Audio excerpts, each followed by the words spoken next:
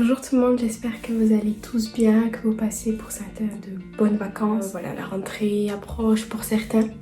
Et en tout cas, je voulais vraiment vous souhaiter déjà une bonne rentrée. Je sais pas si je sortirai une vidéo, mais en tout cas, si toi tu regardes cette vidéo, peut-être que ça sera déjà la rentrée. Mais je vous souhaite une très bonne rentrée, une bonne année scolaire. Alors aujourd'hui, je voulais parler d'un sujet très important. Un sujet que je pense depuis longtemps, un moment. Le baptême. Le baptême d'eau. Donc pas le baptême du Saint-Esprit, mais le baptême d'eau.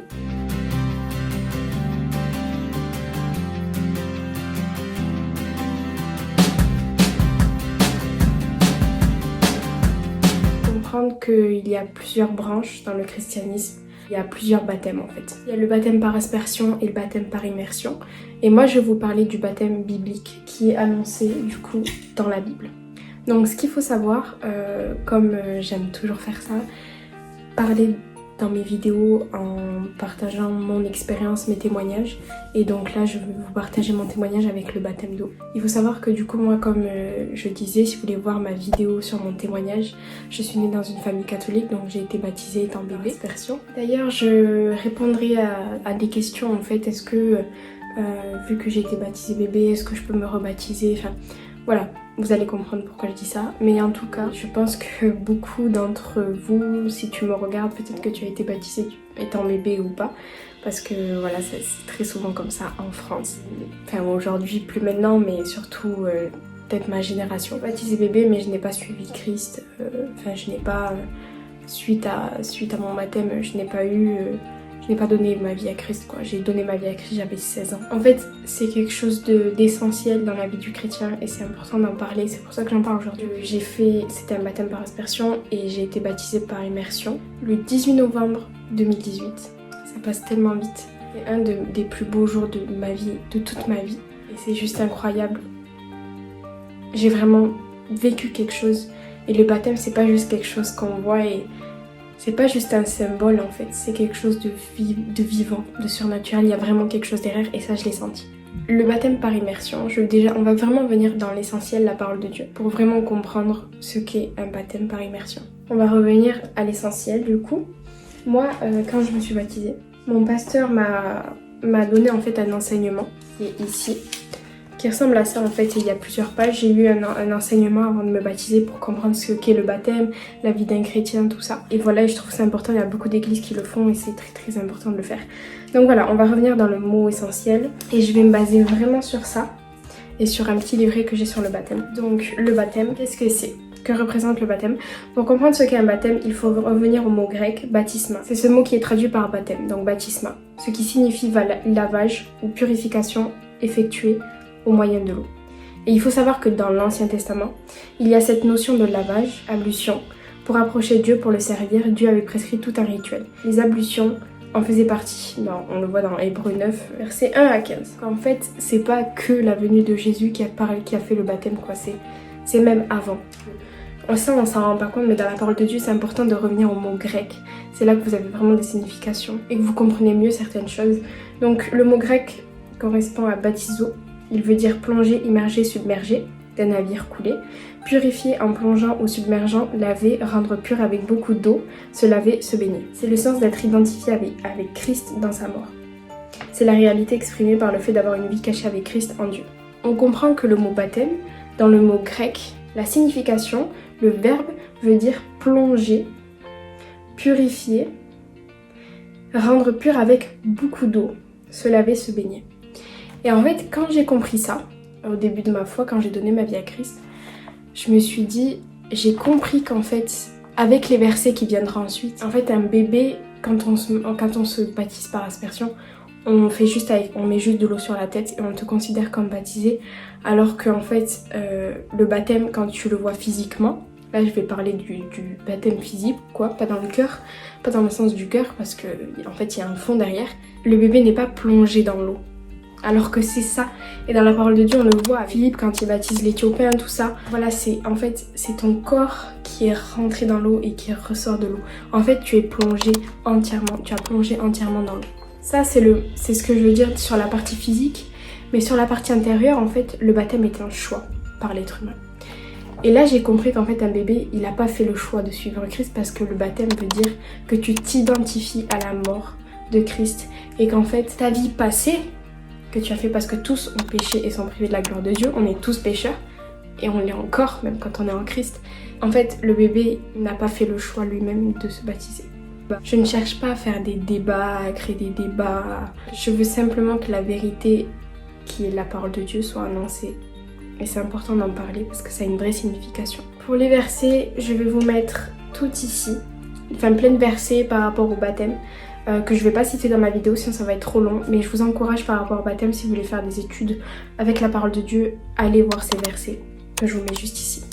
Il faut savoir que même par rapport à l'immersion, Jésus quand il a été baptisé, c'était par immersion. Donc le baptême, qu'est-ce que c'est en fait? Déjà, il faut savoir que c'est un choix personnel. Le bébé ne peut pas faire le choix lui de suivre Christ parce qu'en fait, en te baptisant, tu choisis de... Tu annonces devant tout le monde, devant les hommes, devant Dieu et devant l'ennemi que tu t'engages avec Christ et que tu lui donnes ta vie. Et en fait, par le baptême, tu exprimes ta foi et ta repentance. Vous avez le verset de Marc 16 et Acte 2, 38.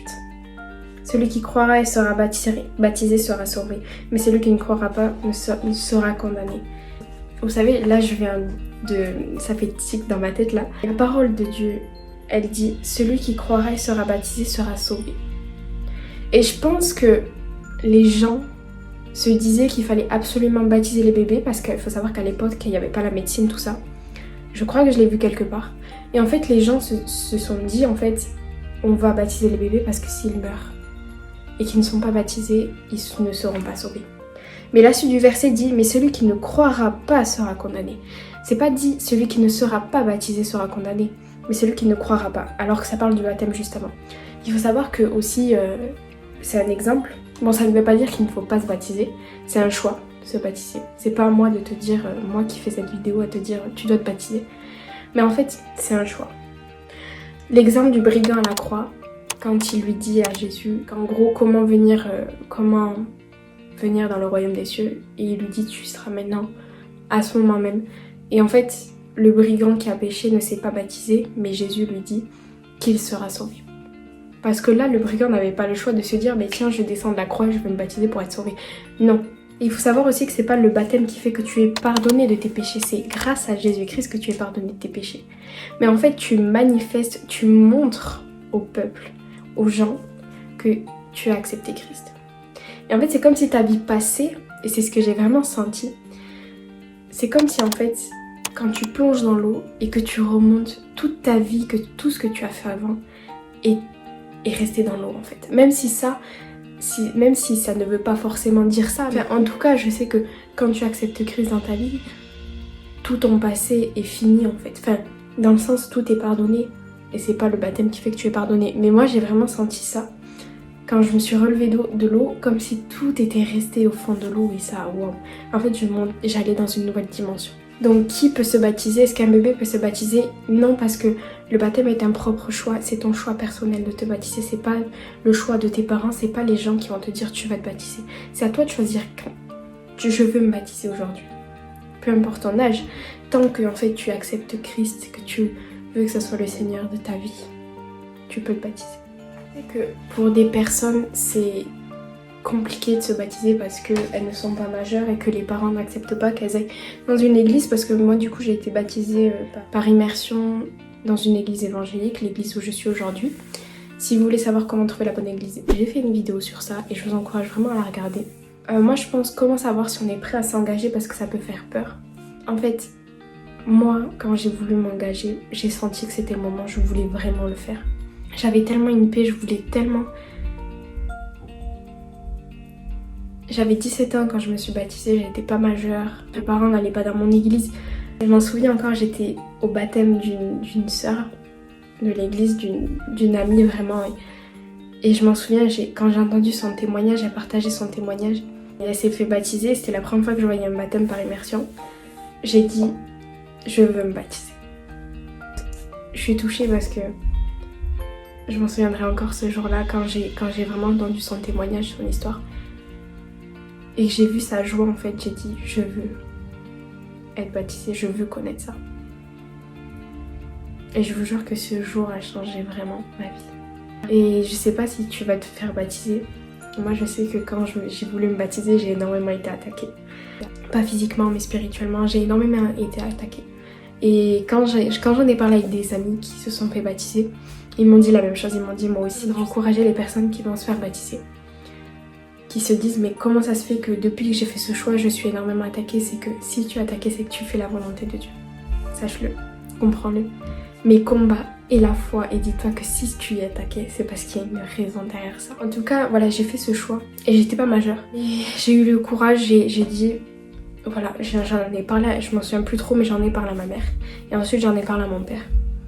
Et j'ai eu peur de leur réaction, mais ils ont fini par accepter et le jour du baptême, ils ont vraiment été touchés. J'aimerais pouvoir vous partager la vidéo de mon témoignage, mais j'ai pas envie de montrer mes proches sur les réseaux sociaux.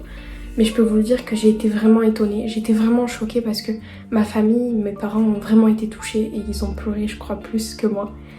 Et Dieu m'a vraiment confondue dans cette histoire, en fait, je ne m'y attendais pas. Ça ne veut pas dire que ça va être la même chose pour tout le monde, mais ce que je peux vous dire, c'est vous avez le meilleur des conseillers, le Saint-Esprit, et priez pour ça. Priez pour votre baptême, pour vos parents, pour qu'ils puissent l'accepter, ou alors s'ils ne l'acceptent pas, pour que vous puissiez avoir la force d'accepter en fait et de les aimer, enfin de respecter leur choix malgré tout. Moi je crois que Dieu il débloquera les situations et voilà, moi je peux juste vous conseiller de prier pour ça et n'ayez pas peur. Si vous sentez que c'est le bon moment d'en parler avec vos parents, alors faites-le, demandez-leur, expliquez-leur. Je sais que j'ai été critiquée par des gens de ma famille et pas tout le monde ne le sait encore, je crois, que j'ai été baptisée une deuxième fois entre guillemets, même si c'était là mon choix. Mais peu importe en fait, vaut mieux obéir à Dieu qu'obéir aux autres. Je suis pas là pour essayer de plaire aux gens ou à ma famille, mais Dieu, je sais que c'est quelque chose qui m'a fait avancer et qui m'a vraiment aidée. Voilà, il y a des gens qui se font... Moi j'ai été baptisée dans une piscine. En fait c'est important d'en parler parce que je sais qu'il y a des gens qui trouvent ça bizarre. Moi je me disais mais se faire baptiser dans un lac, dans une piscine, c'est normal ou pas? Et moi en fait l'essentiel c'est que tu sois dans un lac, dans une piscine ou dans une baignoire, l'essentiel c'est qu'il y ait une personne avec toi et que tu confesses, que tu décides de t'engager avec Christ. Enfin n'ayez pas peur si vous voyez que c'est avec une piscine. Moi j'ai été baptisée dans une piscine parce que dans mon église est en construction. Donc voilà, l'église a loué une salle des fêtes et j'ai été baptisée dans une piscine. Mais c'était pas... Voilà, c'est peu importe, l'essentiel c'est d'être dans l'eau. Et c'est là que je dis que le matériel n'est pas vraiment important pour Dieu dans ce que tu fais entre guillemets. Le baptême c'est un choix personnel.